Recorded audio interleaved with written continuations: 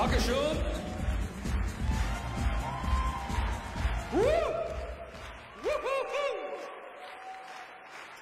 Very inspired video, showing Riker at his very best. Notice he never used guns. Wow. Some wild costumes, some wild women. I saw a lot of Klingon women here today. Reminded me of my time aboard the Klingon ship. One or both? Ah, yes. Thank you very much for coming. This is a beautiful convention filled with wonderful people. And I really felt like I should have a turtle on my head to join in. It's very Klingon intensive here today. At any rate, I was reminded of a few things as I watched the video. One, of course, is that silly outfit with the Sherwood Forest from Cupid, I think. Is that the episode? Yeah? When we were doing that episode, there was a section where I was meant to fight off some alien villain of the week. And they had a stuntman with a big iron sword, and I was playing Friar Tuck with a balsa wood staff. So at one point they had it staged, so he comes at me like this, and I knock him back like that, and he comes around the castle from the other side, and I knock him back to the other side. Then he's meant to come down the middle, and I knock him on his ass like that. So we rehearse, and we rehearse, and we rehearse. We finally decide to shoot the scene. The guy comes around, I knock him like that, and he comes around the other side of the castle, and I knock him like that. He comes down the middle, and the sword cracks right through the balsa wood and cuts my eye. So my eye's bleeding like this. I'm holding the blood. I'm lying on the floor. The director says, "It's okay. We got the shot. You can take Frakes to the hospital now." So I go to the hospital in Hollywood, California, Friday night, and I'm lying on the gurney like this, and the guy's got a curved needle that they put the stitches in your skin with, so he's coming down at me to stitch up my eye, and I look down, and I still have on the silly shoes with the curl on, the silly felt hat on my head, and no one says a word to me. Very, very strange. Very, very, very strange. Now, I also saw in this clip one of my old favorites, Uta. Now, she made me Parthas a la Uta. Of course, I loved her, and then I had to kill her. But that's what Riker does. It's the way he is. Not with the lovely Imzadi, not with my beautiful counselor Troy, Marina Sirtis, who I gather is working in London as we speak. I should also mention that I'm not William Shatner, and I'm sorry.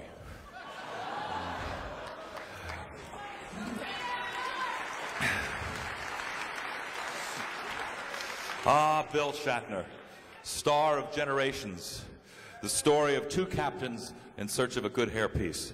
But, oh, come on! Those are too easy, those shots. I assume these microphones are for people to ask me questions, yes?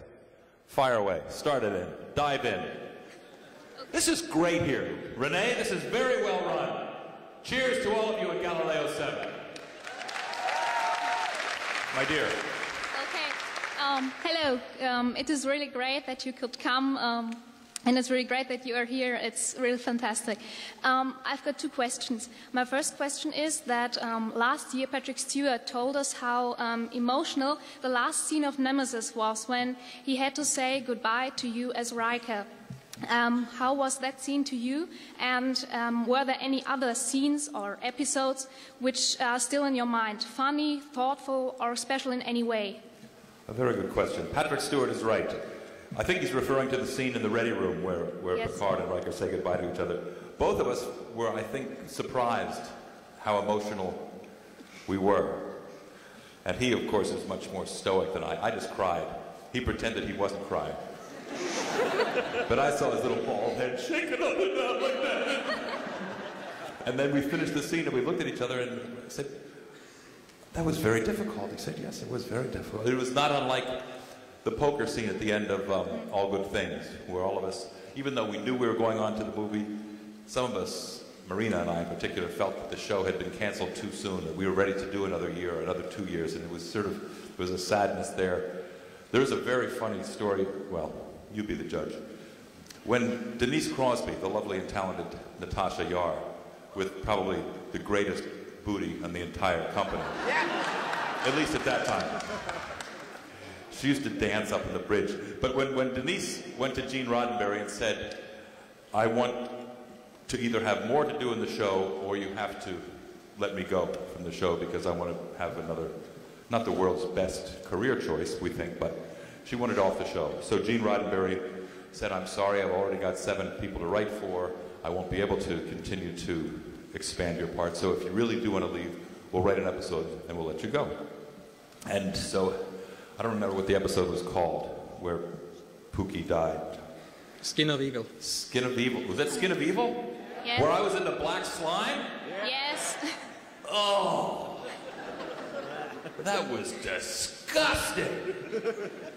Printer's ink and Metamucil. You know what Metamucil is? Yeah.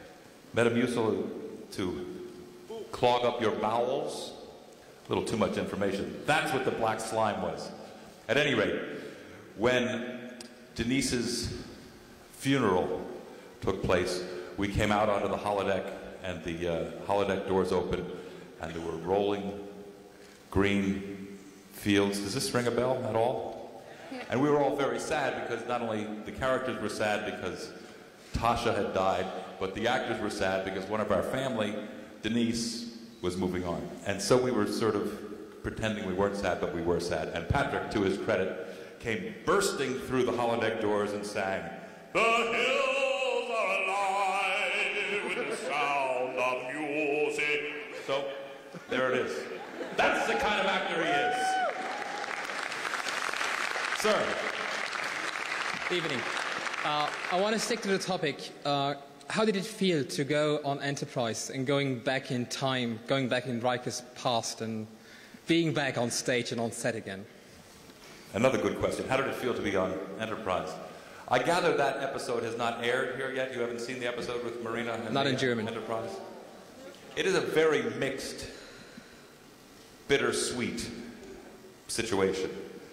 I was honored to be asked. Obviously, Rick Berman called me in London and asked me if I would be interested, and I said, of course I would. He said, oh, Marina will do it with you. I said, that's great. She is my favorite leading lady, next to my wife. But she, so that all sounded wonderful. Then I read the script, and the script was cool because it related our show to this show, and it had time travel in it, which I love to be involved in, and it referenced that wonderful episode with Terry O'Quinn, and there was a lot of interweaving of story that I thought was quite well done. What I realized when I got to work was that they, the members of the Enterprise cast and ship, were shooting their last episode, and they knew it. And it felt awkward. I projected myself into their shoes, and I thought, when our show was taken off the air, would I have wanted someone from another show to come in and essentially close our show down?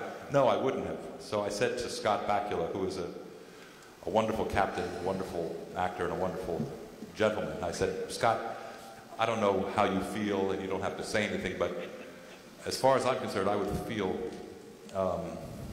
indignant or hurt that someone from another show was brought in to close my show down, in spite of the fact that at the end of the episode, Captain Archer, is put on a pedestal with Captain Kirk and Picard, and he's revered and honored in the story. And Scott said, I didn't say that. I said, I know you didn't say it, but I felt it for myself. So it had a very strange, loaded,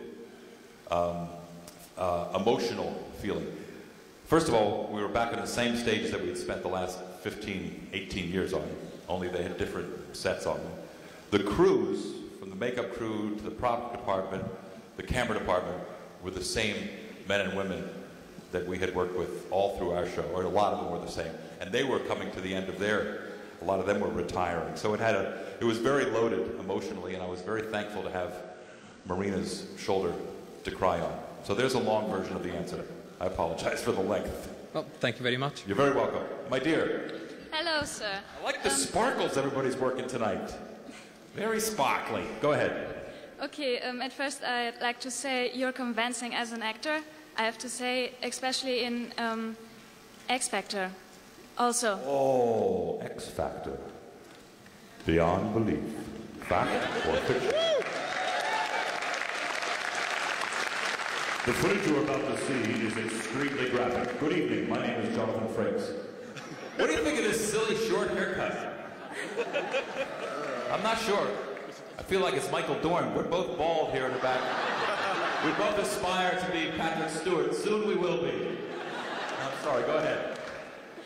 And then I have to say, though you are not William Shatner, you must know you are welcome here. Thank you so much.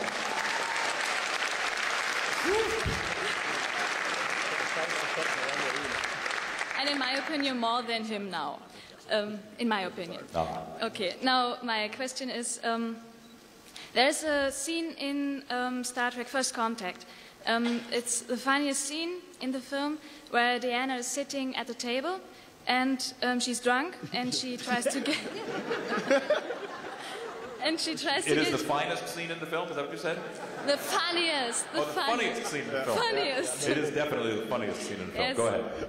And you shout her name all the time, and I think you must have laughed all the time. So my question is, how much time did it take that this scene was perfect? How much time did it take to make that scene perfect? Oddly enough, because it was Marina and James Cromwell, and I was the third character in the scene, it was very late at night. I think we got a lot of the laughing out of the way in the early part of the yeah, I think so. rehearsals. It only took maybe half a day to shoot that scene, and she, which is not much considering it's a big movie and it's. But I thought she was hysterically funny in that scene. And she plays a wonderful drunk, on camera and off.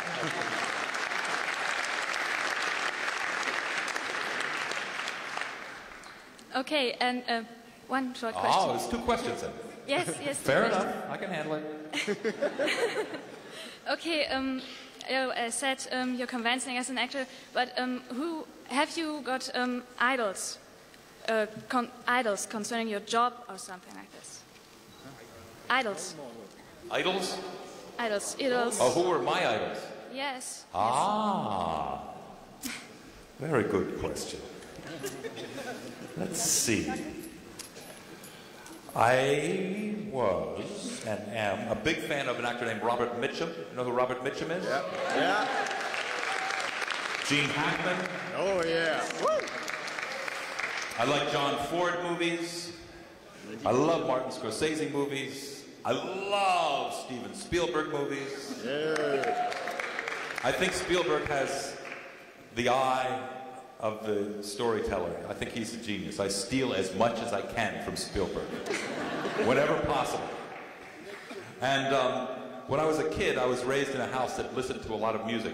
So at dinner, we always had music. And I remember very strongly being impressed and influenced by Duke Ellington and Billie Holiday and Aretha Franklin, who were always played at dinner in our house for some reason. So there's a little personal. I'm feeling very forthcoming today, so be careful. Does that answer your question? Yes, yes. Thank you. My pleasure. Hello, Mr. Frakes. How are you? Yeah, we're fine, thank you. You look very good in uniform tonight. Thanks, sir. Where did you get those shoes? Those are not Starfleet shoes. Ugly. I told my friend that, but... All right. Fair enough. Yeah, okay.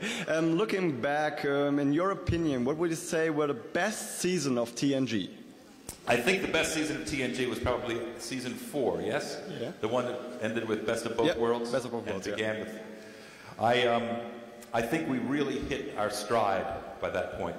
We had great writers who were writing for the actors, for the characters.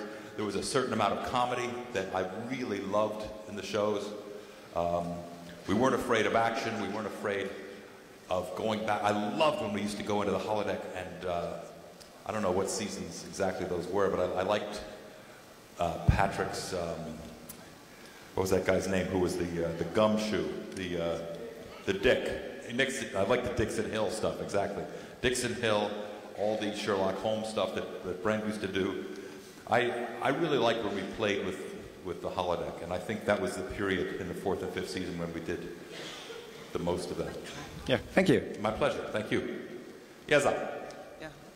Good evening, sir. Good evening to you. Oh, you wrote your question down. Yo, okay. Are you going to sing? Are you going to sing a song? No.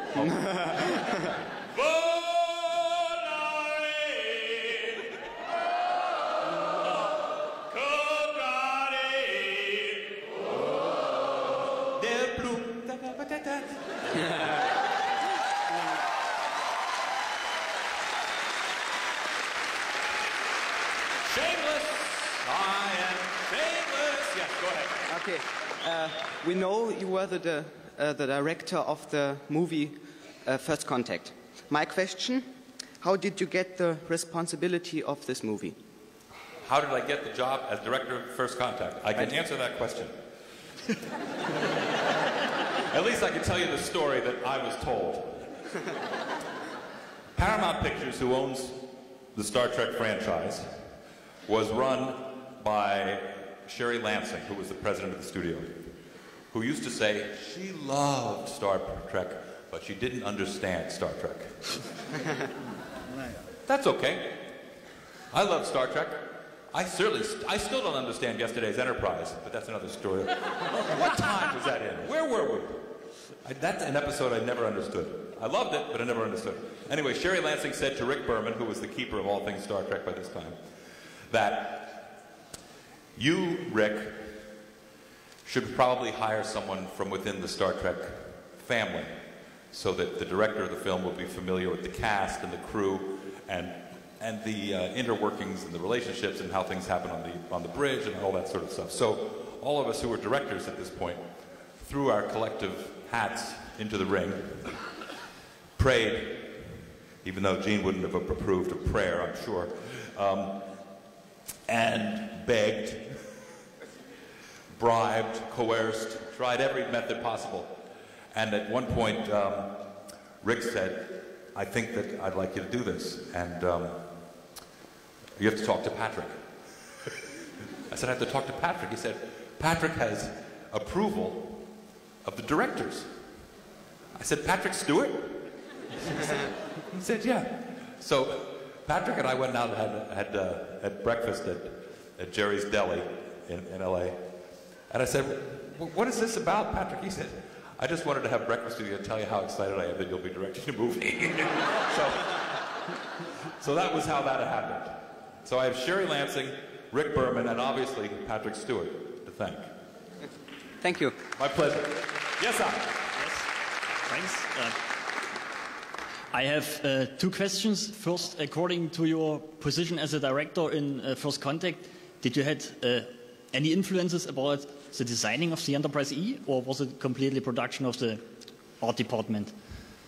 The influence we had about the design was more in the exterior, in the visual effects area, as to what we had. What was called when you're making visual effects shot, they are the early versions of the shots are called animatics, which are sort of drawings that move, and those animatics then become more and more detailed, and the interior was determined very much by the exterior. So when we were designing, I didn't do the designing obviously, but when we were approving the look of the E, it was with this idea of kind of a sleeker, sexier ship, then that would influence the shape of the interior rooms. But most of that was the brilliant Herman Zimmerman and John Knoll, who was the Academy Award-winning visual effects supervisor, who got his Academy Award for Star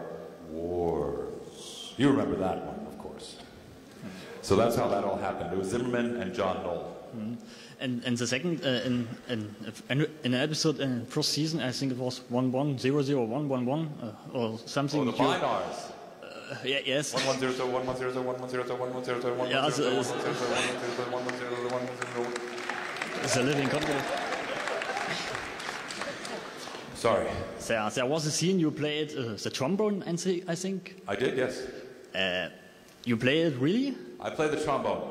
Let me give you the way to follow the trombone of Riker. If on Star Trek, in that show, in the Minuet show, in the movies, if the trombone sounds okay, it's me. If the trombone sounds really, really good, it's another guy. So when the trombone sounds okay, it's Frakes. When it sounds spectacular, it's a trombone player named Bill Waltons. But I do play it. I played since I was a little boy. And I wish I had my trombone to join the boys tonight in the Enterprise Blues Band.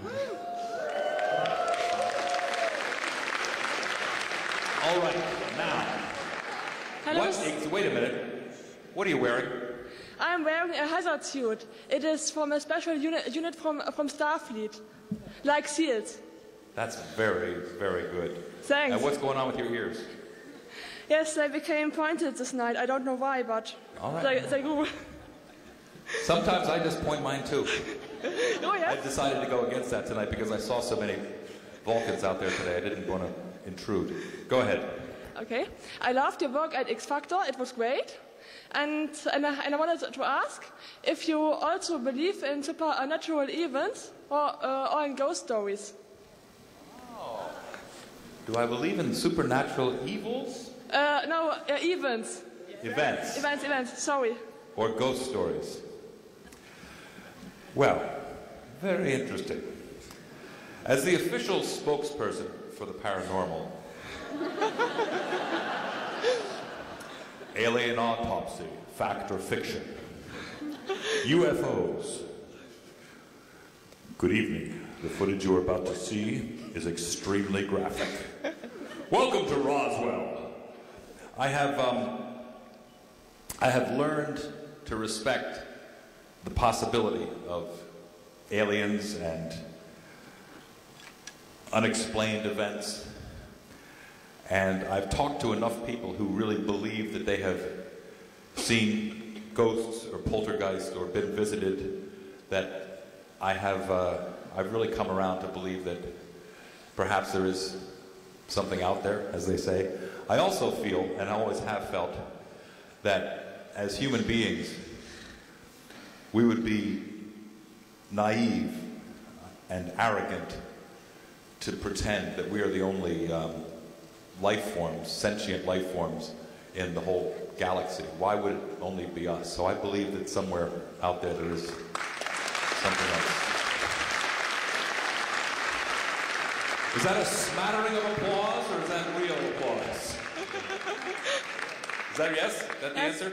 Thank you for the answer, and maybe we see you at the party. Very good. Good evening. Good evening. Since you directed First Contact and Insurrection, would you have taken a chance on Nemesis? Would I have taken the chance on Nemesis? Yes, because I only needed to be asked. Oh, so I you was never... available. Yeah. I'm very familiar with the cast, particularly Commander Riker. I know him very well. I had breakfast with Patrick Stewart. He already approved me as a director. I was surprised and disappointed.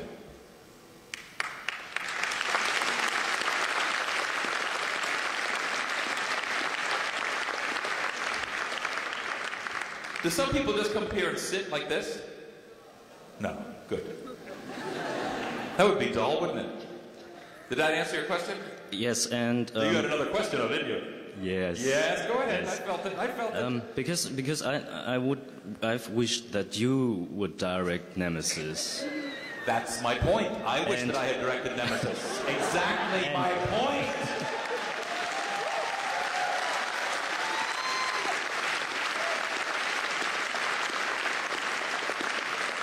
But no!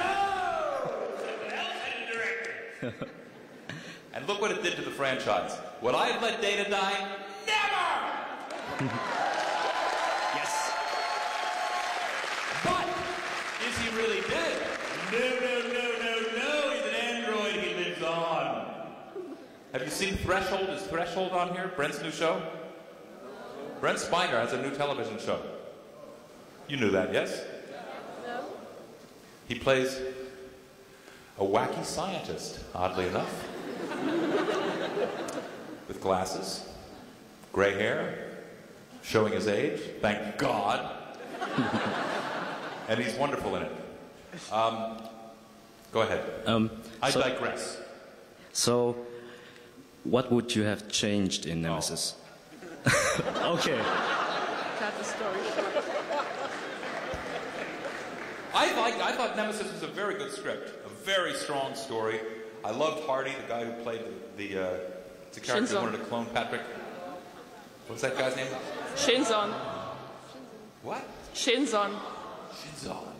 I loved Ron Perlman, who I had to wrestle with, who I had known for years as another actor that we had before he got Beauty and the Beast. I thought the show looked great. The cinematography was great. I think what was missing, and I said this earlier today, is that the movie didn't focus strongly enough on the next generation characters, which is... Yeah, that's right. That's what I'm talking about.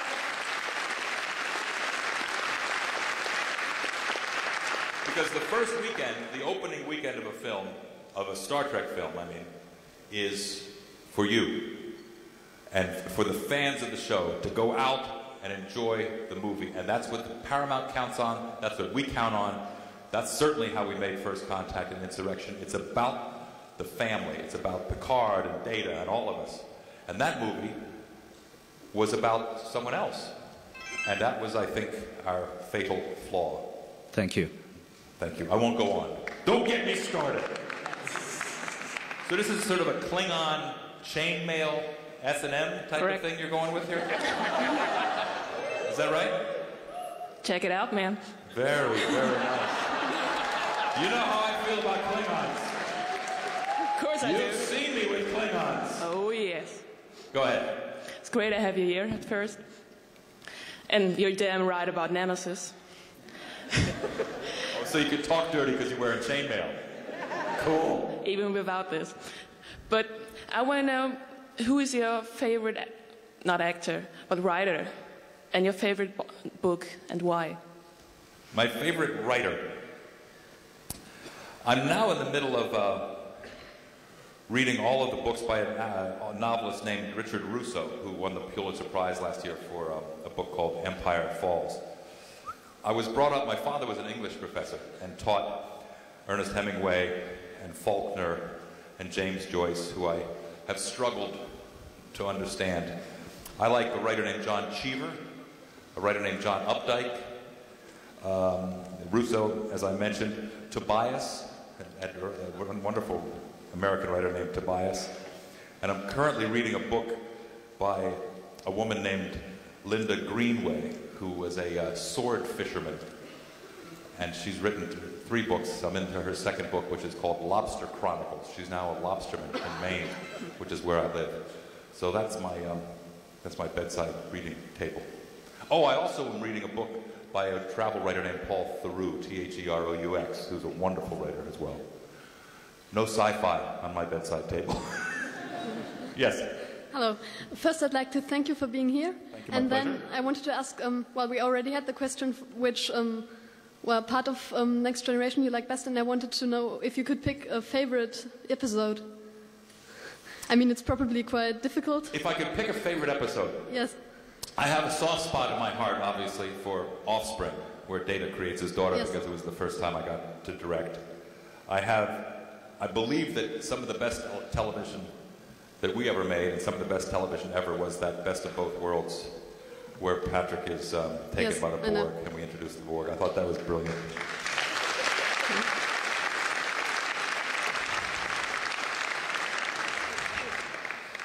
We did some good shows. We did some stinkers. We all did some stinkers, but most of the quality.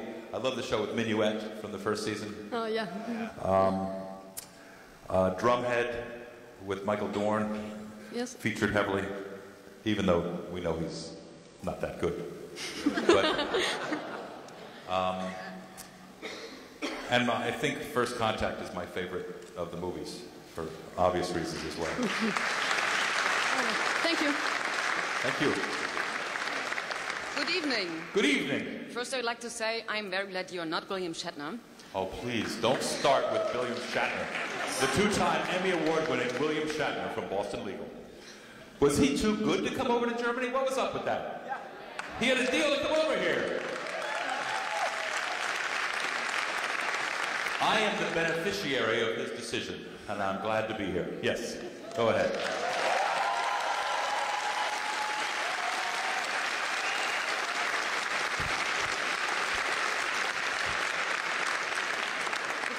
The first time I recognized you was when you were starring as Stanley Hazard in North and South. Oh, God!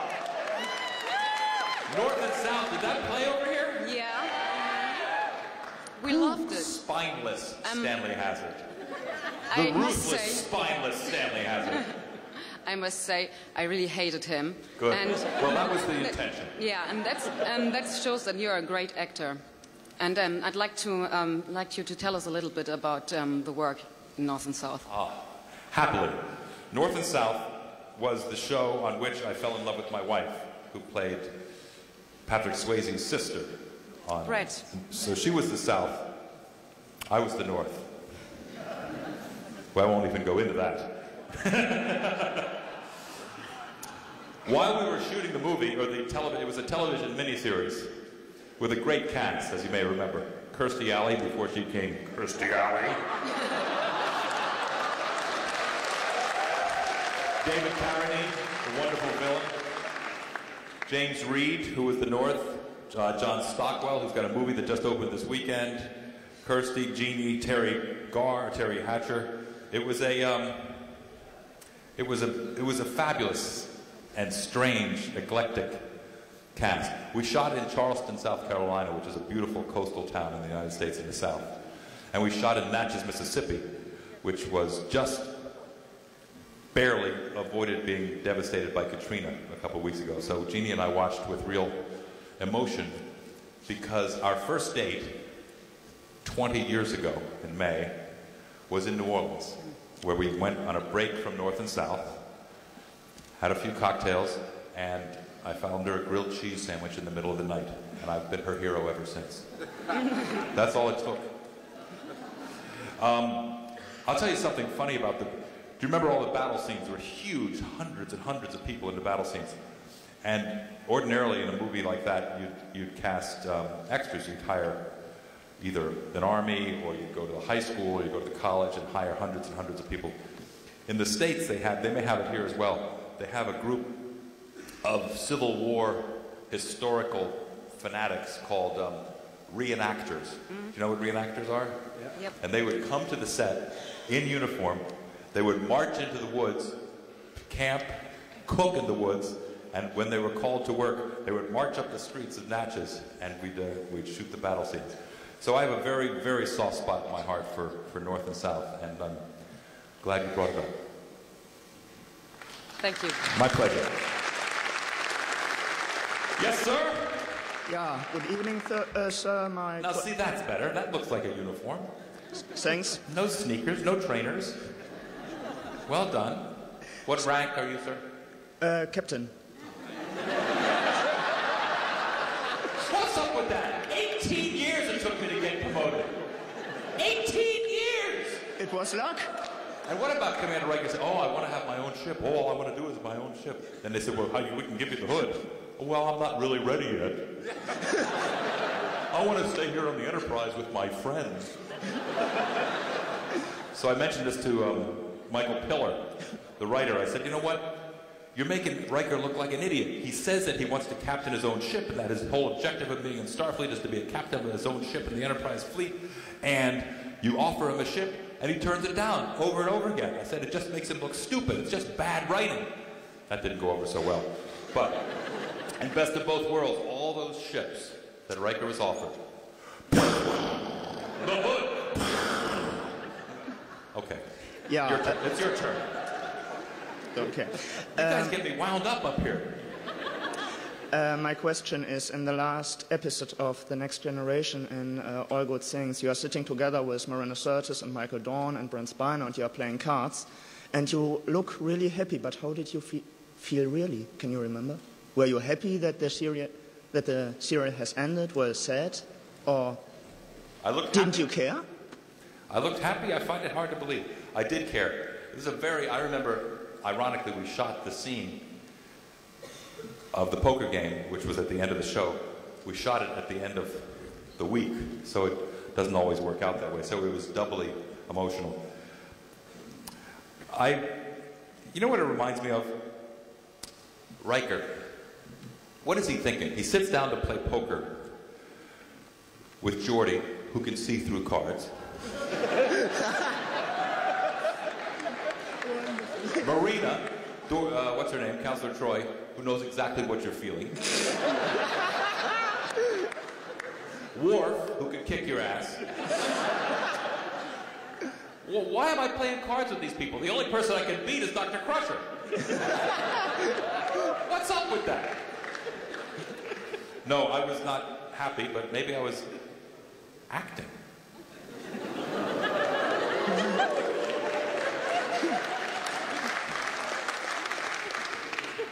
Did I look happy? I'm generally pretty happy. I see. I'm a lucky man. Yeah. Glad to be here. But there was a sad day, as I mentioned before. It was a sad day on the Enterprise. And thanks for bringing it up! Are you done? I'm sorry. Yes, thank you. You're welcome. Go Good away. evening. Oh, just sorry. Good evening. Good evening. You've been an actor and a director, and you've combined the both. But which do you prefer? Do you prefer the acting or the directing, or the combination of the both? Which do I prefer, acting or directing? Nobody's been knocking on my door to ask me to do any acting jobs lately, so I've been very fortunate to be directing. I just finished a job, by the way, which I should plug, so all of you will watch it. A movie made for television called The Librarian, starring Noah Wiley from ER, and Bob Newhart and Jane Curtin from Saturday Night Live. It's an action-adventure comedy that we shot in Africa. It's about finding the secret of King Solomon's mines. And it's wonderful and funny and well worth a watch. Better than Nemesis. Oh, I didn't say that. I prefer directing because it keeps me more involved, busier, even though it is sometimes more exhausting. However, I am available for any acting jobs that you may have. Yes. Hello, my name's Carl. It's great to meet you. Hello, Carl. You had one guest appearance at Deep Space Nine. In the end of this episode... Yeah, what's up with that on Deep Space Nine? Nana Visitor, what was her name? Her character? Yeah, Major Kira promised to bring exactly. Thomas Riker back, but he never came I got a back. Cardassian prison or somewhere, some damn alien prison, and they leave me there to rot. That answered my question. I'm still mad about that. It wasn't like I wasn't around on the lot. I've had a business there. I came in to direct episodes. I used to say to the writers, remember me? I can come back. It was Thomas Riker, wasn't it? Yeah, it was Thomas, yeah. Well, he's still in prison. The show's been canceled for years. I'm still in prison somewhere. Thanks for bringing that up. That answered my question, because I wanted to know if the script writers have forgotten you, or if you didn't like to come back. I'd be happy to come back. Thanks. Thank you.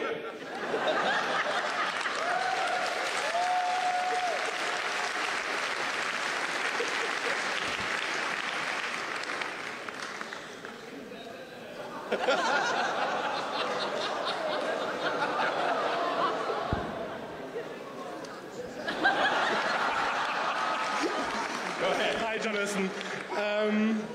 During the last years, I have the chance to listen to a lot of the TNG cast actors, and most of them are very criticize the people of the Paramount very directly and open about the. Most of them criticize the people at Paramount? Yeah, about the ending of the TNG story, the TNG family after Nemesis. Do you really think that Paramount will continue the story of TNG at any future time? I don't think so at the moment, because all actors of the not all actors, some of the actors of the TNG cast are very directly with the criticization of the Paramount directors. Here's my point of view. Okay. This is only my point of view. I speak only for myself. I believe that Paramount will take some time and that Star Trek movies will be back. I think that it's too important, it's too valuable, and frankly, until Nemesis, it made them too much money. They like to make money. It's what the business show business. Yep, of course. And I think one of the other problems with Nemesis, which we talked about earlier, was that because the movie wasn't our finest effort, people who wanted a Star Trek fix could turn on the TV because there were new episodes of Enterprise every night, and there were reruns of the original show, of Classic Trek, of Our Trek, of Voyager, of Deep Throat 9, Deep Space Nine.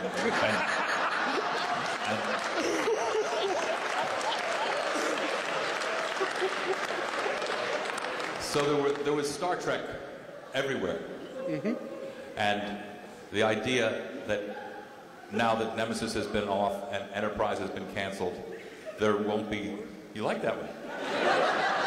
There won't be fresh Trek blood for a while. But I believe very strongly that we will rise again from the ashes, and I want to be part of it.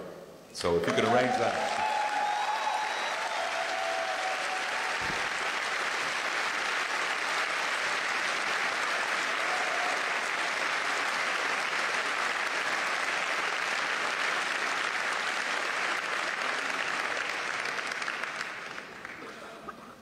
Hi Jonathan, my name's Manuel, and I heard Michael Dorn must tell us that he were broken an egg on the head of Patrick Stewart on the set of the finale episodes from TNG. Michael Dorn broke an egg on the head of Patrick Stewart.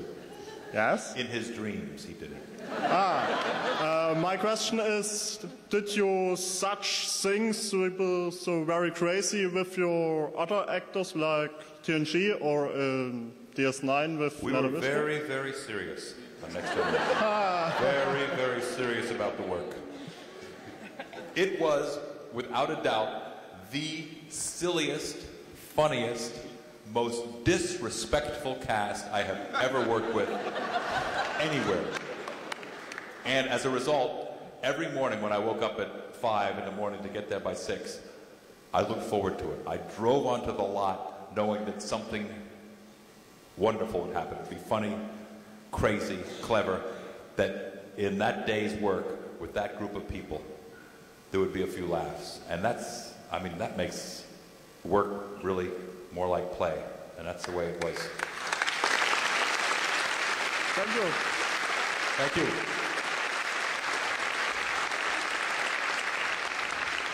Do I seem very serious tonight? No. Oh, good. It's a serious me. Hi. When Paramount comes. Now what's up with your uniform? You look good. What rank are you?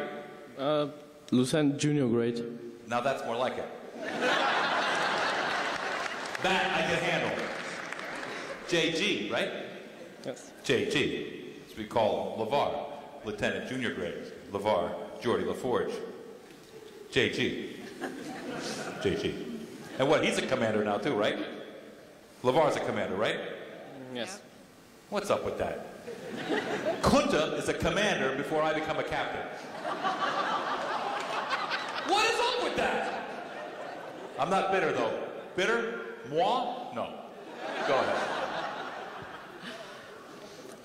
If Paramount comes to you and want to make a new series and asks you, Jonathan, want to make the captain in this new series, what would be your answer?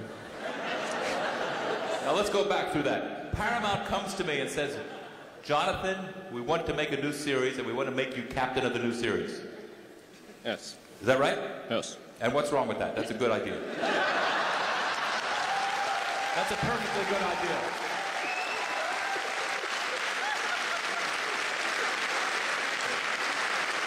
I'm almost bold enough to be a captain now. Kirk, Picard, Avery, they were all bald. I'm sorry, I'm walking away. You have more to say, don't you? What would be your answer?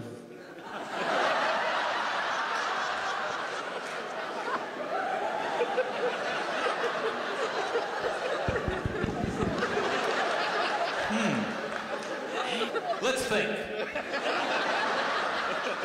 Remember this? Who used to do this? What was up with that walk? I would be thrilled. My dear, it's all yours. I Give think us a song. my question... Give us a little song. I'm afraid I can't sing. I'm very sorry. Why don't you give us another song then? Yeah.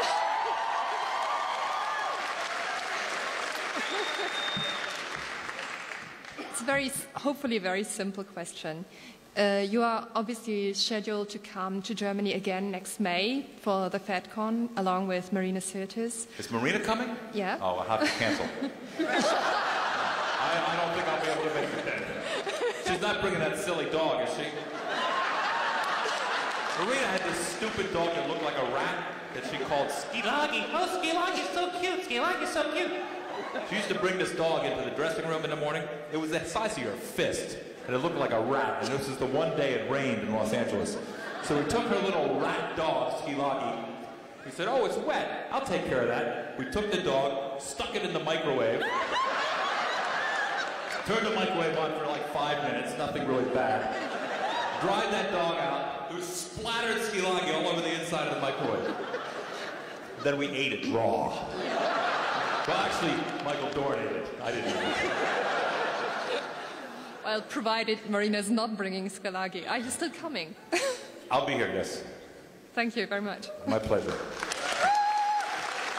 And will you still laugh at the same jokes? That's my big question. Hey, how you doing? Nice to see you. Good. Am I done? I'm just on a roll here. I've only got a couple more people. I'll be off soon. Go ahead. Oh, I've been talking too long. Go ahead. In North and South, you played with your wife, but not actually scenes together. But in Lois and Clark, you played with your wife and also a couple. How was that? It was wonderful to go to work with my wife. She's not only a wonderful actress and a wonderful wife, but we only had to take one car to the studio. So it was a real plus. We're looking for more stuff to do together. Last question. Last two questions. Okay, last 3 questions.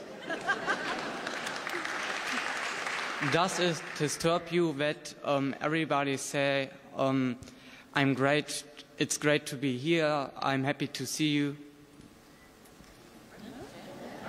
Habe ich falsch übersetzt? Does it disturb me? Yes. To say, I'm glad you're here? Na, does it disturb you? Disturb me? That someone say to you, I'm happy to be here, or it's great to see you? Not particularly, no. I find it very nice to come to a place filled with people who like the show. I'm proud of the show. I'm proud to have been on it. I think it's a great exchange of, I mean, my jokes work. No, it just the opposite. It does not disturb me. It makes me feel good. Okay.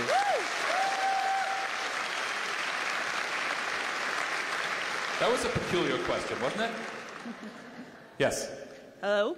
My name's Daniela, and I would like to know, if they offer you to play Shakespeare, what play would you like to choose? I think you would make a good Richard III. Richard III, very good choice. I think I'll leave the Shakespeare to Patrick. Which brings me to something I should share with you before I go. On the bridge of the Enterprise, as you may recall, when we are blasted with phasers from alien ships who are angry at us, and we go shotting around the stage like that, the ship shakes like that. Do you remember any of these sort of scenes? Mm-hmm. Yeah. Old Baldy is there. Captain Picard, the wackiest nut in the galaxy. Commander William T. Riker's over here, shaking like this. The beautiful and talented Marina Sirtis is over here, shaking, making sure her hair looks good. Landing in a way that always looks sexy, so her boobs are out and her hair's down like that. Back up here's old Turtlehead, holding on to the rail like that. He's acting his ass off. I'm throwing myself around it. And here's what I used to hear. In the center chair, our good captain but holding onto his chair, mumbling, "Oh, Jonathan, Jonathan, oh, Jonathan. 30 years in the Royal Shakespeare Company for this," he said. Thank you very much. God bless you. I'll see you tomorrow. Galileo7. So, ladies and gentlemen, thank you so much. Good show. Ladies and gentlemen, Jonathan Frakes.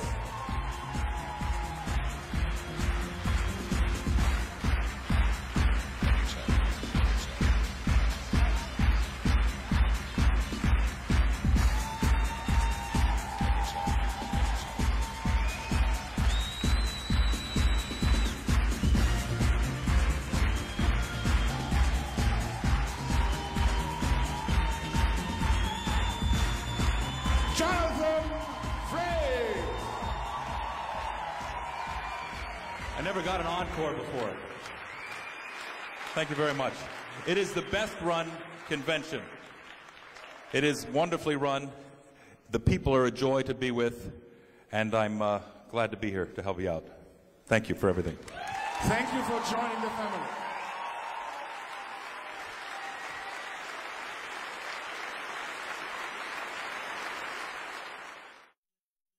Ladies and gentlemen, the Galileo7 convention is proud to present Jonathan Frakes.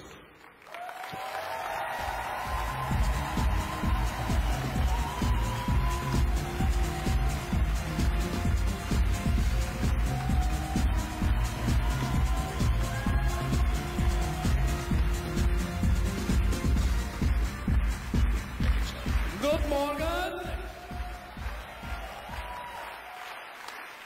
Ah, yes.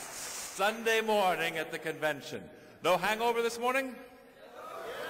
Very good. Very, very good.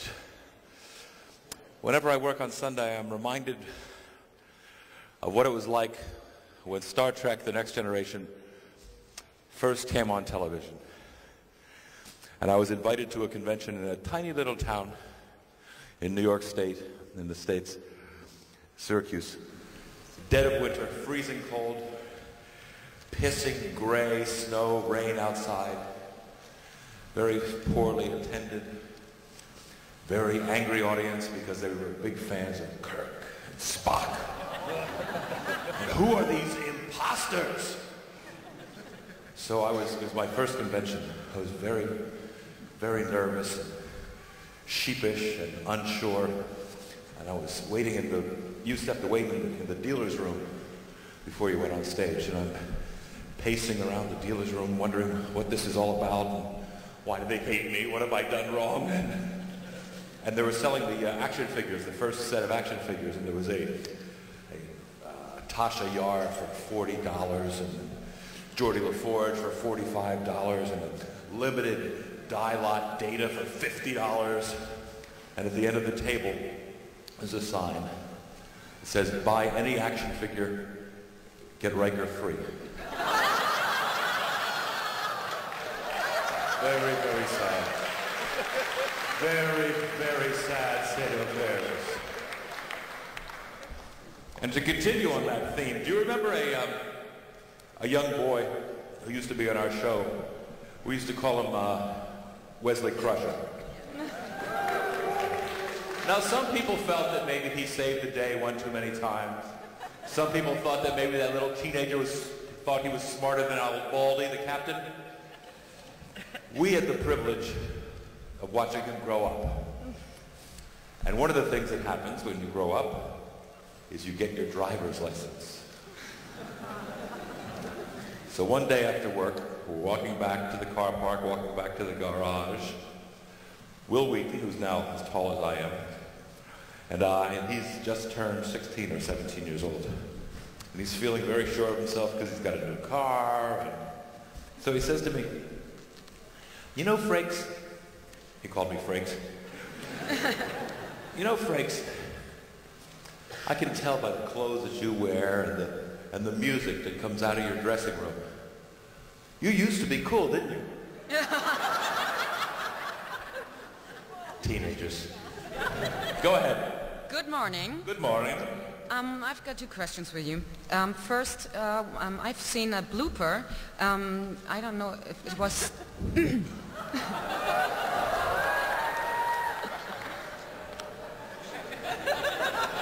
I heard. I've seen the blooper. Yeah, it was a scene. It was a scene where you were turning around to leave the room, and you were crashing into the door. Yeah, you. Sound like me, doesn't it? Oh my God. And I wanted to ask if you can tell us some other bloopers, things that happened to you. Let's see. Let's see.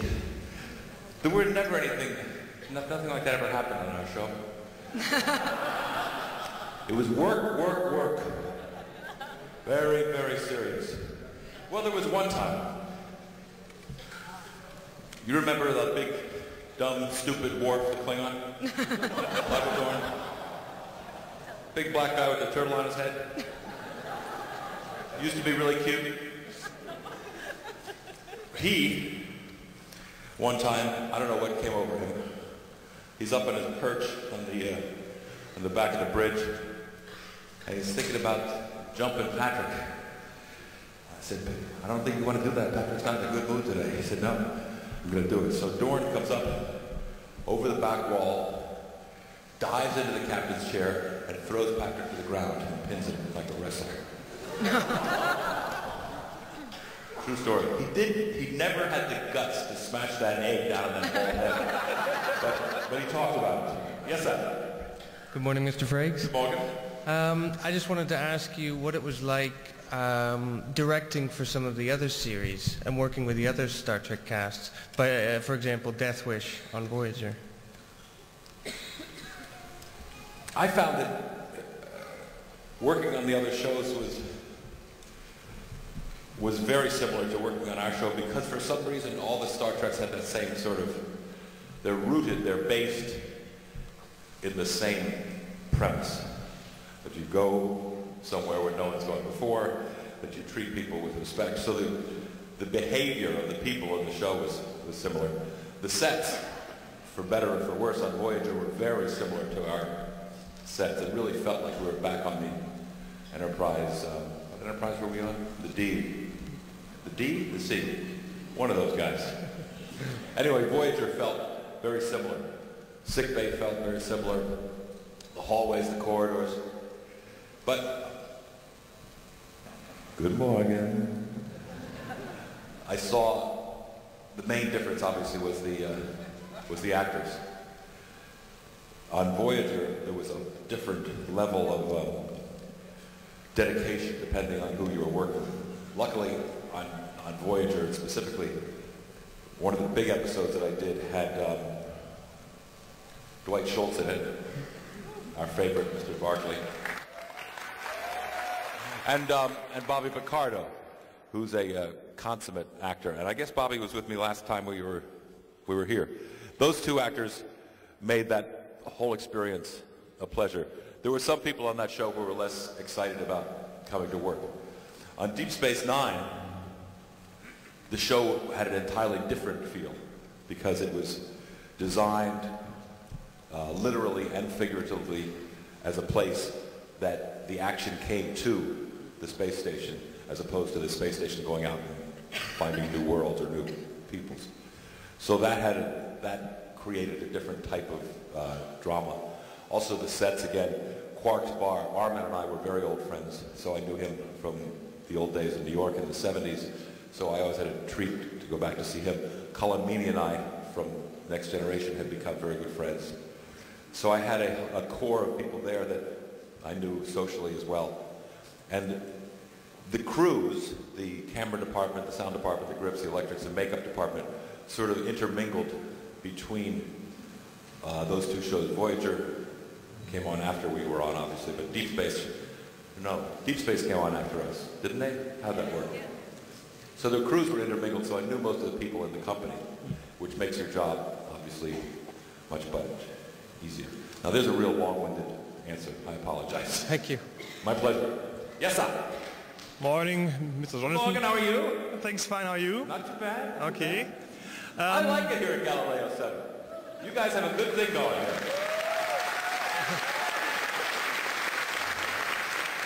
Jonathan, besides Star Trek, I'm a big fan of Roswell.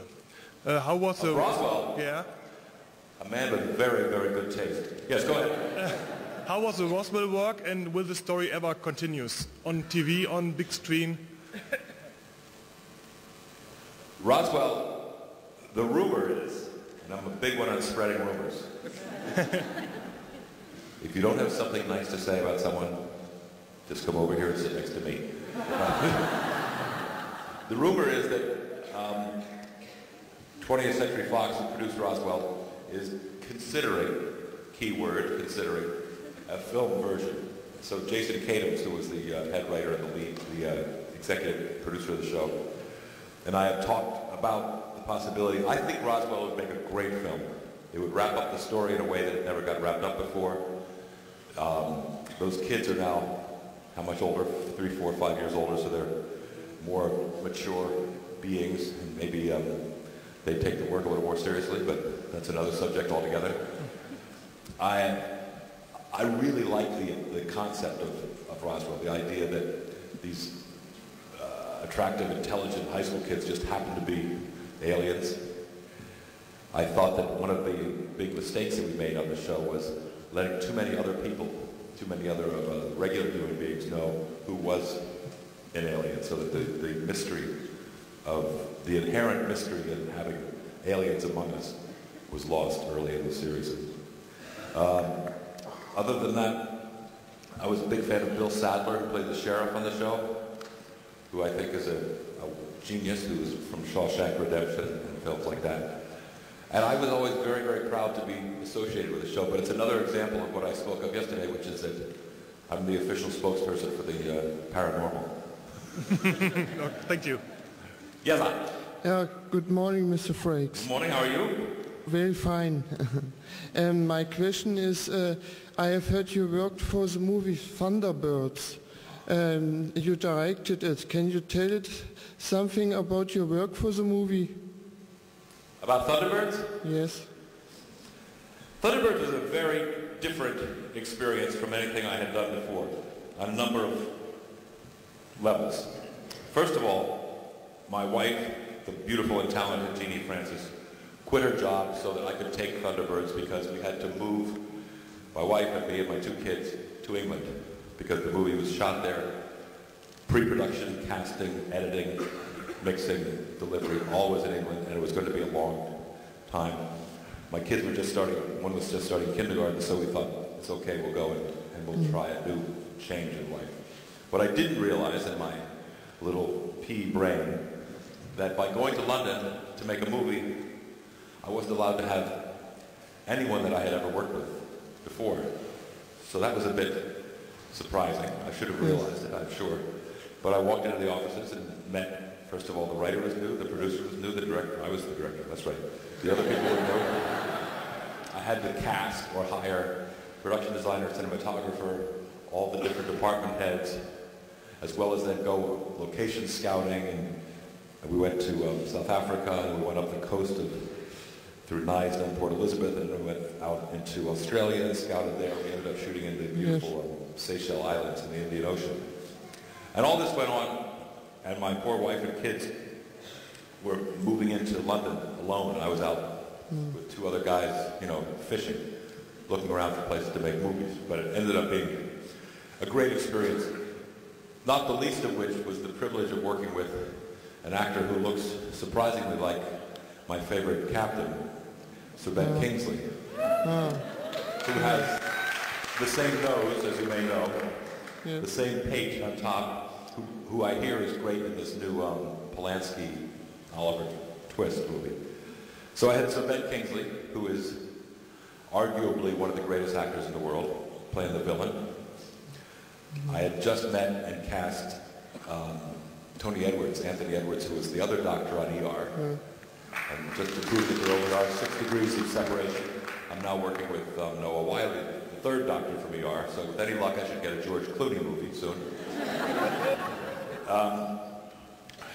So these two, and Bill Paxton, whose movie also opens this weekend. I'm plugging everybody else's movie. Bill Paxton has a movie opening this weekend about a young golfer. So I had 3 movie stars, or 2 movie stars and a TV star, which reminds me, Bill Paxton, who played the father in Thunderbirds, has been in Twister and Aliens, and you know who that actor is, yeah? He takes great pride in saying that he doesn't do television, right? But he's very, very serious about it, and he says, you know, I only do film roles, and I'm a movie actor. And Tony Edwards, who I just mentioned from ER, took him aside and said very publicly, which I appreciated, he said, you know something, Bill? It all ends up on television. Which is a word to the wise. Now, Thunderbirds, there were 750 visual effects shots, so the wonderful and talented John Beard, who was the production designer, had designed all the ships. We had to cast 3 kids, which is always a hard thing to do because they were supposed to be in their sort of preteen, which is a great period, as you all know. Sort of 14-year-olds who were a little, it was like herding cats to get them to do the same thing at the same time. So it was a challenging and wonderful process. The movie came out, and as we all know, bombed, which was a major disappointment to me and to Tim Bevan, our producer, because he spent, I mean, it ended up being 2 years of my life and a lot of money.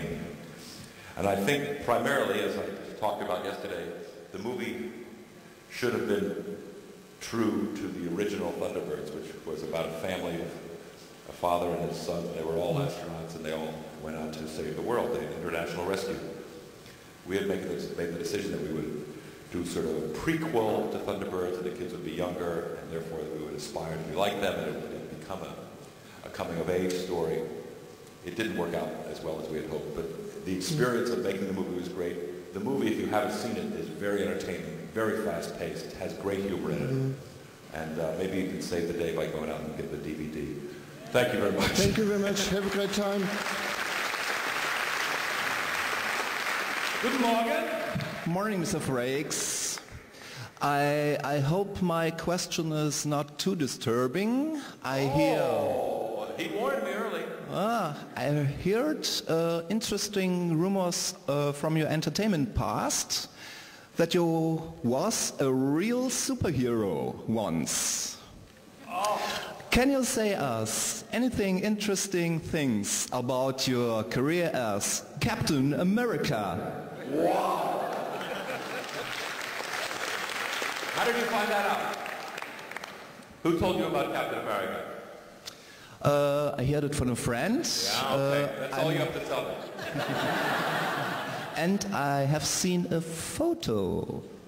You saw a photo of me as Captain America? I see a photo of this Captain America. All right. Now and that the I recognize your chin. The captain is out of the bag, I'll tell you a little bit about this experience. Marvel Comics, as we all know and love, decided in their infinite wisdom that they would finally hire some people to dress up like their cartoon characters and go out and open up supermarkets and comic book stores and 7-Elevens. So, being the impressionable young actor that I was, they said, why don't you go over to this costume house and we'll find you some blue tights and some red leather boots and a nice tight cowl for your head and you can be Captain America. I said, okay, that sounds great. And my buddy Charlie Davis played Spider-Man. So we used to go to these very odd places. And in the trunk of the car, I had Captain America had a shield, as you may or may not remember. And the shield was obviously, a garbage can lid with a star painted on it. So I sit in the back of this rented Ford Taurus that I was about to go into some 7-Eleven in, and I'd pull over the cowl, snap it onto my face, get the little plastic wings, gripper those onto the side of my head, go to the trunk of the car, take the garbage can lid out of the trunk of the car, pull up my silly Nancy Boy red boots, get up on the hood of the car, plant myself, with the shield and ride into the parking lot of the 7-Eleven to the screaming throngs of, 20 kids saying, "You don't even look like Captain America. Where are your muscles?" Oh, it was a great job.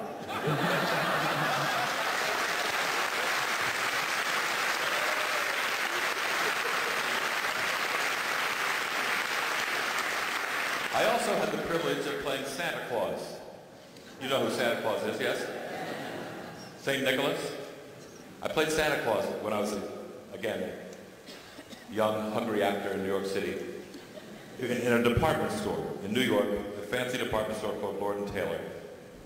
And I used to have to go to work in the morning and go to the basement of the store, put on my little red suit with my white rabbit fur wristbands and my silly hat and really greasy, sticky white beard, and I'd sit in a chair.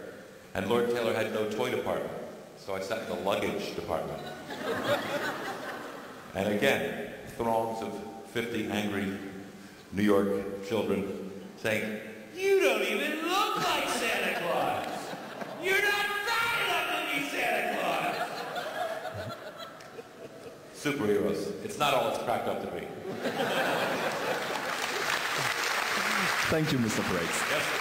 Good morning, Mr. Frakes. I've got a question about another job you did. You've got friendship with Ron Perlman going long back there, and we know him from Hellboy and Blade 2. And he was as well on Star Trek Nemesis, this Viceroy woman. And if I'm right, you killed him off in this film. And was it your wish, or did you just get the script? How did this happen? Ron Perlman played Viceroy, obviously, in Nemesis. And he and I had done a play together in Los Angeles called My Life in the Theater. Now here, let me tell you briefly who I played in this play.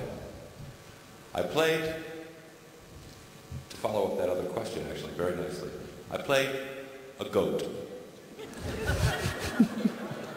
The goat was raised on a farm and grew up to be an actor. I'm not quite sure what the message is there.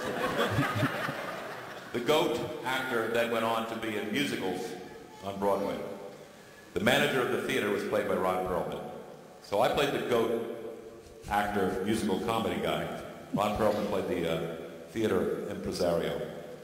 And the play was reasonably successful. While obviously none of us here have heard of it, but it didn't go that well.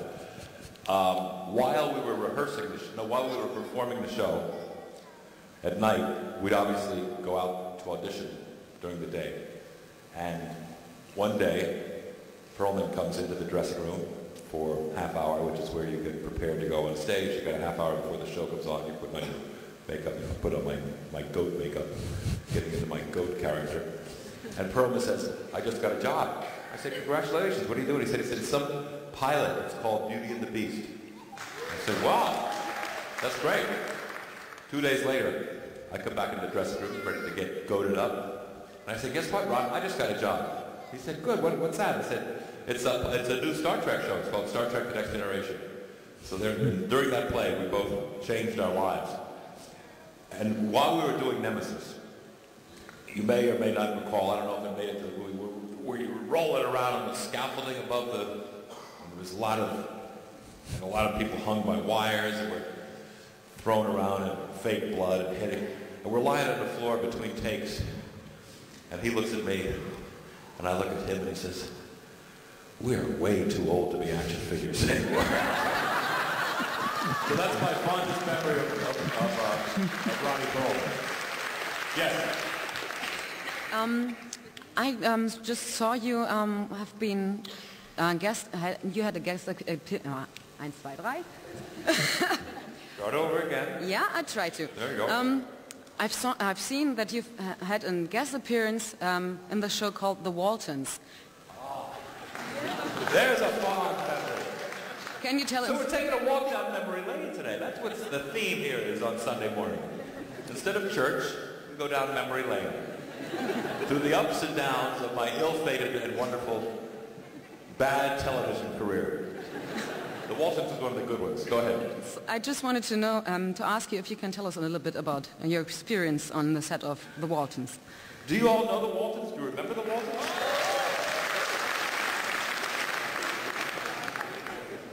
That was a wonderful show on a lot of levels. I was on there playing a character named Ashley Longworth III. And I was very debonair. I had a white naval uniform on, trimmed hair, but I did look like a David guy. I didn't have to have the muscles or be fat, so that worked out fine. I was engaged to the second Walton daughter, Erin, an actress named Mary McDonough, who was beautiful and delightful. And what I do remember most vividly was when I came on the Waltons, the grandfather, Will Geer, played the grandfather, had died like 2 years before. And the show had honored him by leaving Grandpa's seat at the end of the dinner table empty. And during the episode, I did a couple episodes, one of the episodes I guested on, there was a big powwow between the producers and the writers and the directors to discuss whether or not it would be all right if Ashley Longworth III sat in Grandpa's seat. So I'm here to tell you, I was the first character to be able to sit on Grandpa's seat. I'm not quite sure what that means either. But the Walton was a very pleasant memory, and I still remember it fondly. Good night, John Boy. Good night. Thank you. Welcome Good morning. back. Yeah. Did you sleep in the uniform or what? Yes, sir. Yes, I have no problem with that. I have no problem with that. I've got a question to you. I've seen a photo. How's it going down here? Good? Oh. I feel like we're on a talk show now. Hi, what's your name and where are you from? My name is Manfred. Hi there, what's your name and where are you from? Okay, fine. Go ahead. I've seen a photo on Star Trek where you performed Riker. Hi, what's your name and where are you from? Very good. Good to have. Hi, how you doing? Hi, who's going to be on stage? Who are we waiting for? When does Michael Dorn go? I have some questions for that big fat Klingon.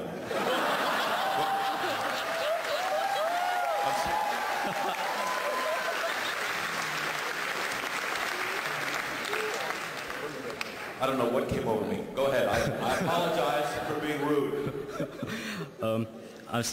I've seen a picture of you dressed as Riker and Michael Dorn, and you've been playing with your action figures. How did this... You sure you want to bring that up in front of all these people? Playing with our action figures? Is that what he said? I mean, when was this photo taken and how did it happen? Could you repeat the question, please? Okay. You was dressed up as the character Riker. I was dressed up as the character Riker. That part I can go with. Okay. I remember that. That was like a big part of my life. I was dressed up as the character Riker. Not such a strange thing to do. Michael was dressed up as Worf. Character Worf, the guy with the turtle head. Yes. Big, dumb, stupid Worf. Yes. What was Counselor Troy thinking to drop Commander Riker for Worf? What kind of decision was that? And while we're on the subject, what about that guy? Who was that guy? Devanani Lal. Remember him? Who came on and wooed my girlfriend, Troy? And she made him breakfast, and she cooked for him. Rubbed his feet with oil. I never even got to have lunch with this chick. Anyway, I'm not bitter. I'm not bitter. Worf's dressed up as Worf. I'm dressed up as Riker. We've got action figures. Yes. Does it go anywhere from there? I want to know... Oh, you want to know why we were there, what we were doing? Yeah, and how did this It is a walk down memory lane on Sunday morning. I'll tell you what we were doing. We were trying to sell action figures, weren't we? We were being prostitutes, weren't we? We were selling ourselves. Little baby versions of ourselves. I'm sure that's what we were doing, because everybody else in the cast said, oh, no, no, no, no, we won't do that. And Dora and I said, we'll do it. We'll do anything. I think that's what it was. It was probably the people who made the action figure came to the set, and we were, while we're on this subject, I have two little kids. They're 8 and 11 now, but they were at one time little, really little. And I had a big bucket full of action figures because I got them free. So I had, you know, Patrick, and they'd say, Patrick, Patrick, Patrick. And I'd have Worf, and I'd say, Michael, Michael, Michael. And they had, Daddy, Daddy, Daddy. And they go, they try to drown Daddy in the bathtub. So in this bucket of action figures was a Gumby. You know who Gumby is? Gumby is a green, stretchable, triangular cartoon character, I guess. So they take Gumby out, and they're stretching and pulling Gumby's legs like this. And my son said, Daddy, do you work with him too? Go ahead. Good morning. I got a question and a request. A question and a request. Is it about my misspent youth? I don't know. Is it about my ill-fated past? Maybe. All right, let's go. I can handle it. Okay. The question is, everybody's asking you to name the best episode of TNG. You want me to name the worst? Yeah. Okay, I can do that. And tell me why you think it's... Okay, and the request is, will you please tell the piano story? The story of a piano and how you got the walk in the first episode, in the first season of TNG. You sure it's me? My friends says... Piano story? I don't know. I'll tell you about the worst episode and I'll see if the piano story comes to me. Okay. In my opinion, the most embarrassing, worst written, least Star Trek episode was in the first season, and I'm walking like this because I'm trying to remember the title of it. It was it was racist. I got a list of all the episodes on the back of this T-shirt, if you can help. It was a very racist episode where the head of some tribe took Denise Crosby. Code of honor. Thank God you're here. Code of honor was an embarrassment. It was racist. It was sexist. It had all the things that we were opposed to, personally and professionally, in an episode that I thought was in bad taste. If I'm not mistaken, it was taken out of the loop for a while and not shown, but it's now obviously back. So that was our, in my opinion, our low point. The other low point, and sort of when I'm stuttering now, thinking about it, when Paramount and Star Trek tried to get really cheap, was the episode at the end of season 3 or something where I was meant to be having brain surgery and that. Shades of Grey. Shades of Grey! You are fabulous. Did you also come up with Code of Honor? You're there. Shades of Grey. Very cheap. I mean, I liked it because it was a lot of Riker, obviously. But it was the oldest trick in the book. We'll put somebody down at a table, he'll pass out, and he'll have memories, and we won't have to shoot any new stuff because we can just go back into the files and take footage of it. So I thought those were the two. One for bad taste and one for cardinal blatant cheapness. I don't really know a piano story. And the walk that I referred to, are you talking about this? Yep. What is that about? So I could ram the door open? Because one leg is longer than the other? I stole the walk from... Some people think it's stolen from John Wayne because it's got a little pigeon toe thing going on. But I actually stole it from a wonderful actor named John Cullum, who I did Shenandoah with in New York. And I used to watch him come on stage every night and come on like this. And I thought, ooh, it's different than this. It's this. So I stole it, I kept it, and everybody knows about it. There's the walk. The piano must be somebody else. I never played the piano. I've sung on top of the piano. It was something about you working as a moving man. Oh. Ah. Sorry. Not that piano story. Oh, God. There is a piano story. This is in that same period with Captain America. I was young. I was in New York. I was trying to make a living. I was the worst waiter in the history of New York City. I was working at this fancy French restaurant. I was working lunch. And this very sort of posh couple of women came in with their designer clothes on and their fancy expensive bags, and they're having lunch at my table. They ordered a bottle of wine, and I opened the bottle of wine like this, and the wine dumps all over this woman's lap in a very unfortunate place. She is livid, furious, stands up, makes it a fit, leaves the restaurant. So a couple of days later, I was sitting in the restaurant after work, and as I said, I was working only on lunches, and I said to the owner of the restaurant, you know what? And I was very eager and passionate. I said, I'm an actor, and I have to have my afternoons because I have to go out to auditions, and I have to go out and try to get an agent, and I have to go pound the pavements of New York and try to make a living. So you've got to put me on nights here. I've got to work nights at your restaurant. He said, you're not good enough to work here at night. So that's when I decided I'd move furniture. You thought I forgot about the piano story, didn't you? I'm moving furniture in New York with the unfortunately named moving company, the Walk-Up King and his trustworthy stepbrothers. No elevators for us, just walk-ups.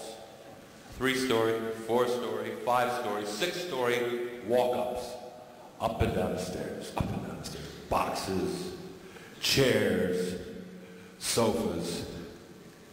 And on one unfortunate day, an upright piano.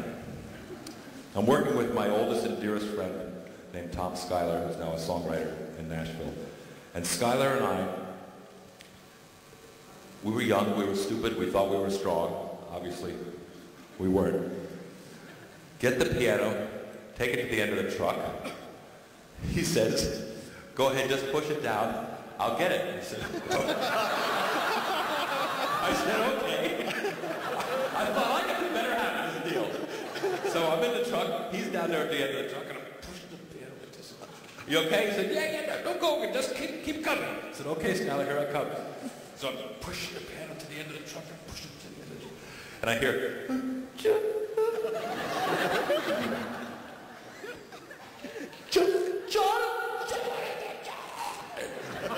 I dropped the piano on my best friend.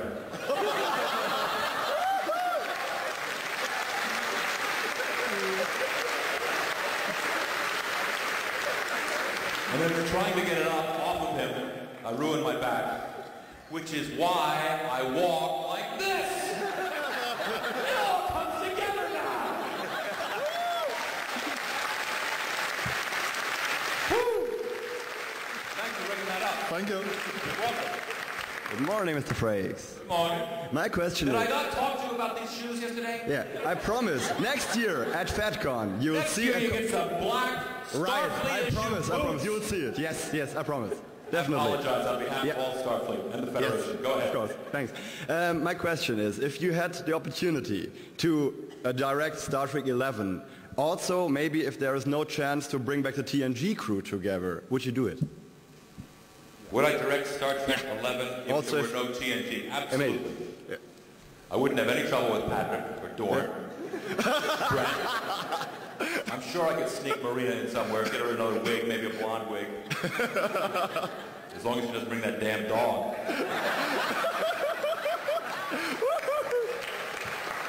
No, I would be happy to do anything Star Trek. Star Trek has been, I mean, at the risk of getting too serious, Star Trek has been great to me.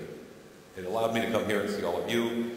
It gave me a job for almost 20 years, which is something you never have as an actor. is any sense of security. It provided me with some of the best friends and companions I'll ever have in my life. It has, it's let me see the world, let me buy a house. It's something I'm very proud of and would be happy to continue on. I'm not one of the people who says, it's over, I'm done with them. I'm very happy to be involved in anything. I mean, that's why when Renee called and said, Shatner can't come, can you come?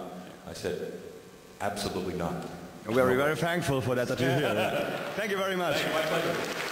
Now that's a nice uniform. Thank you. Thank you. Very formal. I like a little formal wear on Sunday morning. I have one thing to tell you first before my question. I have another theory why Riker walks that way. Let's hear your theory.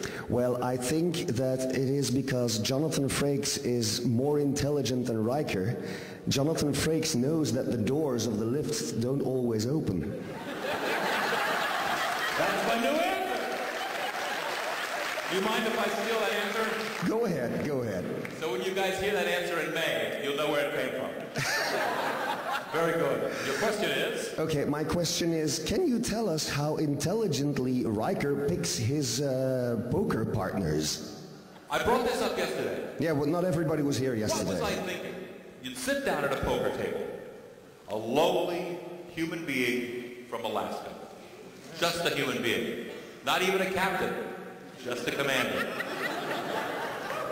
Sitting at the table, my close personal friend, Lieutenant Commander J.G. Geordie LaForge, who happens to have a visor, and if not a visor, special eyeballs that can see through anything. He can't tell what's on the side of my cards. I've got Data the android, the most sentient, intelligent being on the planet, and Counselor Troy, who knows what you're feeling and what you're thinking. She doesn't know what my cards are like? So already I got 3 people who can beat me. Fortunately, I have big, dumb, stupid Worf, who I can beat. But it's not intelligent to beat Worf because he's very strong. So I'm already outnumbered. Dr. Crusher, maybe I can beat, but she's pretty smart. So it wasn't the greatest place to play poker. I don't know what the character was thinking. Did I win ever? No. Very, very rarely. It was not, it never made sense to me. Why would you play cards with somebody who can see your cards? Why would you play cards with Marina? Yes. Good morning. When we are talking about Marina, you did that bathtub scene in Insurrection. I did the bathtub scene in Insurrection? Yes, and I really like... Let's remember that for a while.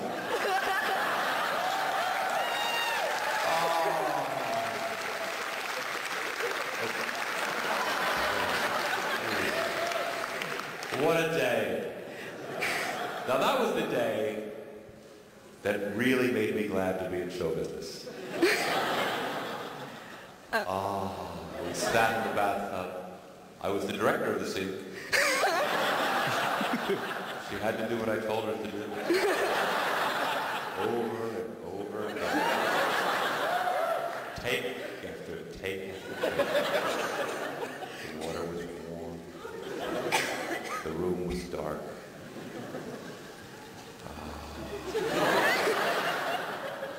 Full-breasted. Oh, see? All of a sudden. Ooh, the odds. I remember. I had a little monitor over the bathtub. Some people like to have a mirror over their bed. I had a little monitor. Make sure we look good.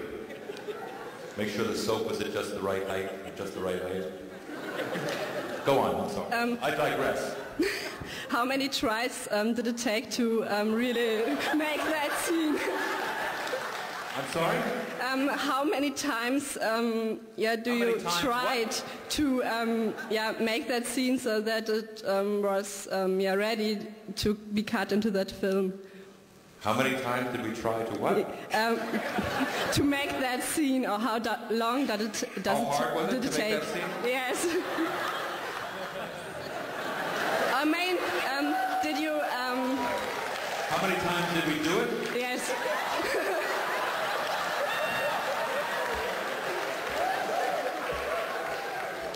I was younger then.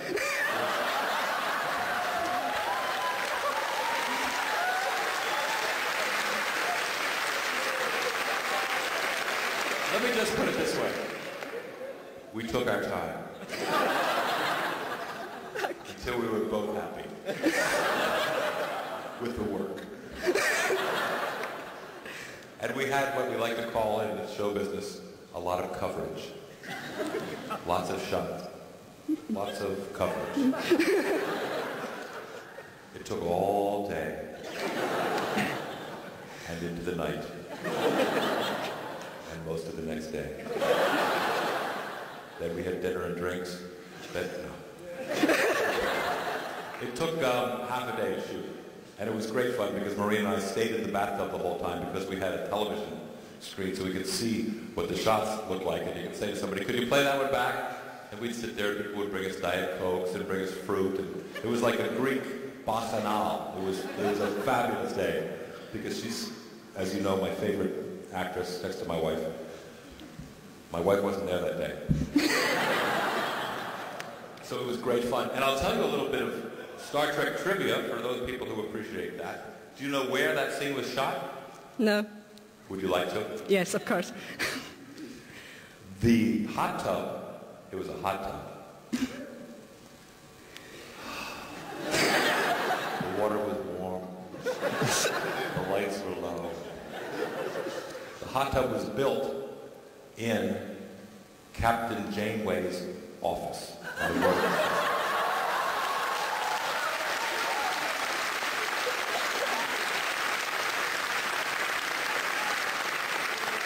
And wasn't Kate Mulgrew surprised when she came to work and she found Marina and I in her bathtub? And then, of course, 7 of 9 has to show up and say, could I get some Commander Riker? I said, no, no, no. Go ahead. Morning, Jonathan. Good morning, how are you? Fine, thank you. And how are you? I wore that uniform.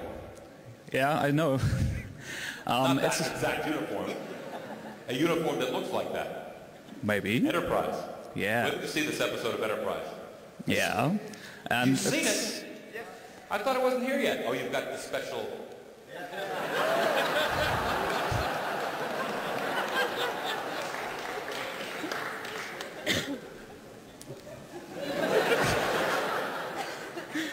There were never any outtakes from Star Trek. Okay, the next question is a very bittersweet question about a very bittersweet episode. It's about These Are the Voyages. About what? These are the Voyages in Star Trek Enterprise. The last episode. Where you took the Mecha uniform, where we were this. What's it called? These Are the Voyages. Are you sure? Yeah. I should have read that script. Okay. These Other Voyages. Yeah. Why did you and Marina took the part of Riker and Troy in that episode? Because I think it's the worst episode that Bamaga has ever written.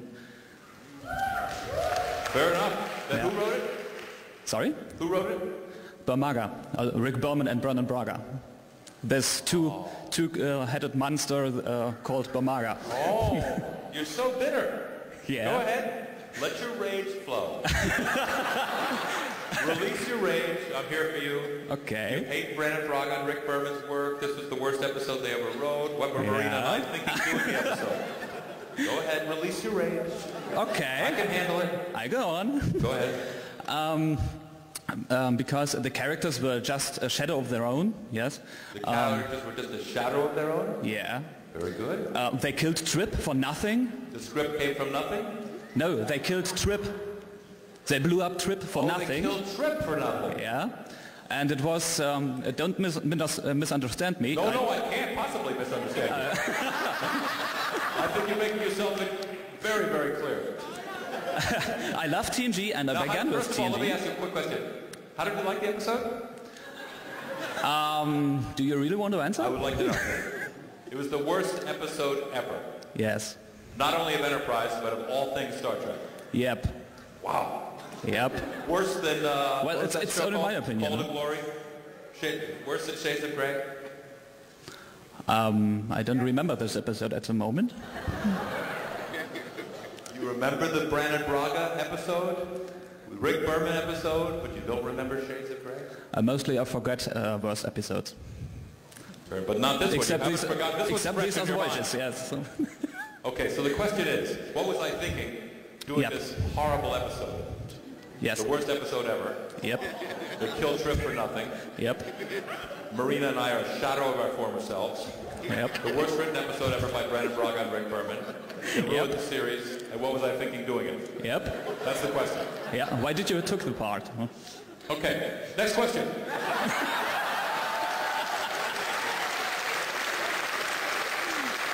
I took the part because Rick Berman asked me to take the part. I didn't know it was going to be the worst episode ever. He said I'd be able to bake. You'll be a baker. I said, that sounds like fun. You'll pretend to be the chef. I said, that sounds like fun. I love Trip, by the way. What's that actor's name? Conor Trinier. Conor Trinier, I think, he's fabulous. He's not really dead. It's just a TV show.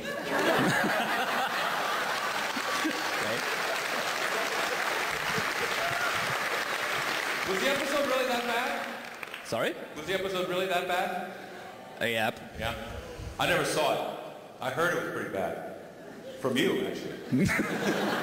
Thank you. I took it because I was asked. And because, as I said earlier, I'll do anything. Go ahead. Hello. I have another question concerning the memory lane. The memory lane we are walking today. You started studying psychology and you changed to acting, and I would like to know what made you start psychology and what made you change to acting. What made me start in psychology and what made me change to acting? That's a very good question. I, for some reason, was interested in, and still am very interested in how people's minds work and what makes people behave in certain ways and why certain relationships are one way and certain relationships are another way. So I was fascinated by psychology ever since I was a little kid. I took a little course in high school. I must have taken it with a psychologist that I was impressed with the teacher. I went to Penn State in Pennsylvania and was signed up for the sort of liberal arts education. And I said, I just think I'd like to focus in psychology. And I thought maybe I would become a psychiatrist. Maybe I should have. I don't know. My mother would have been very happy. At any rate, she's happy now. At any rate, while I was doing my undergraduate studies, I signed up at the theater department to be an usher in a play. The play was called Indians by Arthur Coppett. And while I was signing up, because you could get in to see the play for free if you were an usher, if you're one of the guys that gave out the programs. The director of the play happened to be in the hallway where I was signing on the sheet to be an usher. And he said, you're a tall guy. Would you like to be in the play? I said, yeah. I'll do anything. I said, yes, I'd be happy to. What do I have to do? He said, just come to rehearsal and you'll be one of the cowboys and you'll play the drums while the Indian, anyway. So I had a tiny part in this play that was featured these actors who came in from New York. It was in the summer. And I saw the joy that the actors had about what they did. They'd come to rehearsal happy in the morning, they'd rehearse all afternoon, then they'd go home and eat dinner, they'd come back and they'd perform a play that night. They rehearsed one play in the afternoon and performed another play at night. They were filled with passion for what they did. They were funny, intelligent. There were people that I ended up working with. They were actors who I've been able to cast since, one of them on Roswell, one of them on Star Trek, and my whole life changed because of the idea that, wait, this is something you could actually do for a living. Because I'd been in plays as a kid, never thought that it was a profession. It never made any sense to me. And God bless my father, the late, great James R. Frakes, said, you know what, you've got to do something that you love, and if you want to try to be an actor, go ahead. And most kids' parents discourage them and say, when are you going to get a real job? Get that silly acting thing out of your head. You're not going to make a living. You're going to be a failure. It's going to, it's not the smartest profession to go into for security, because generally, at least in the States, there's about a 95% unemployment rate in the actors' union. Anyway, I dropped the psychology major, and I got the single most useless degree I think you can leave college with, which is a bachelor's in fine arts with a focus on theater. So I took that to New York, and I became the worst waiter in New York. I became Captain America, moved furniture, and then eventually got a soap, and got a Broadway show, and got the TV stuff, and got Star Trek. So it all changed when I saw the passion that actors have for what they do. And if you have the passion, if any of you are actors out there, stick with it. Don't do it if you don't have the passion. Don't do it if you think you have the passion. If it's something that comes up through you and prevents you from doing anything else, you should do it. If you can do something else, do, because it's not the easiest place to survive. Now, there's a long version of a very good question. Thank you very much. Thank you.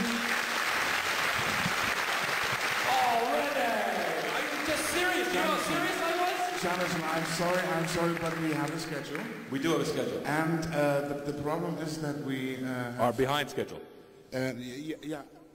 3 minutes. Bye. Mein Lieber said it was a fine affair, but now it's over. I think better off without me, mein Herr. Hey! Ladies and gentlemen, Jonathan Frakes!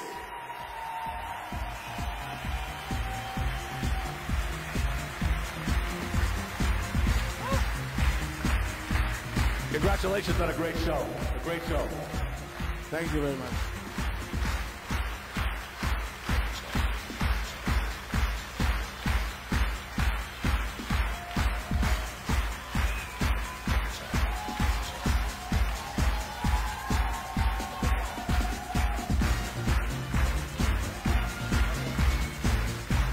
Jonathan Frakes!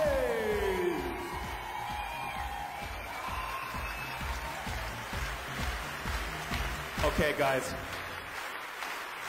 Renee came on. He kicked me off the stage. I've got to go down and sign some autographs. Again, all seriousness aside. Okay, now in German. And now the German translation. Danke. Danke schön. Danke schön. Danke schön.